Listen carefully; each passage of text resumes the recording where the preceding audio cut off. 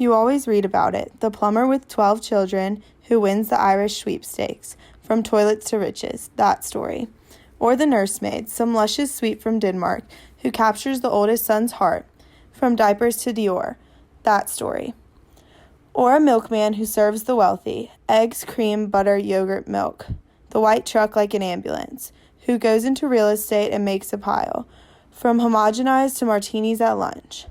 Or the charwoman, who is on the bus when it cracks up, and collects enough from the insurance, from mops to bonwit teller, that story. Once, the wife of a rich man who was on her deathbed, and she said to her daughter Cinderella, "Be devout, be good, then I will smile down from heaven in a seam of a cloud." The man took another wife who had 2 daughters, pretty enough, but with hearts like blackjacks. Cinderella was their maid. She slept on the sooty hearth each night and walked around looking like Al Jolson. Her father brought presents home from town, jewels and gowns for the other women, but the twig of a tree for Cinderella.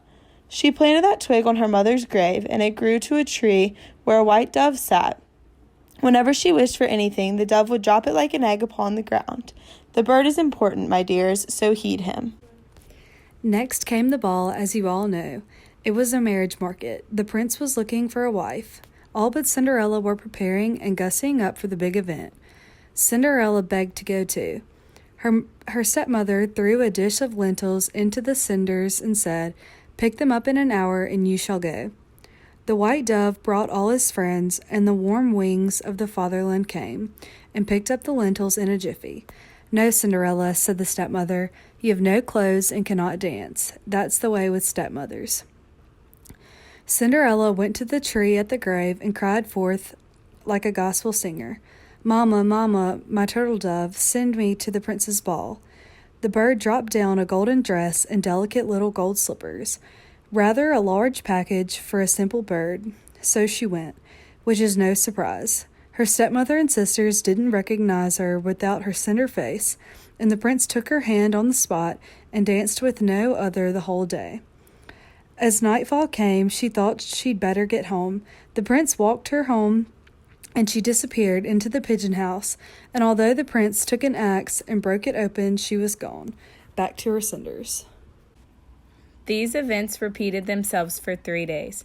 However, on the 3rd day, the prince covered the palace steps with cobbler's wax, and Cinderella's gold shoe stuck upon it. Now he would find whom the shoe fit, and find his strange dancing girl for keeps.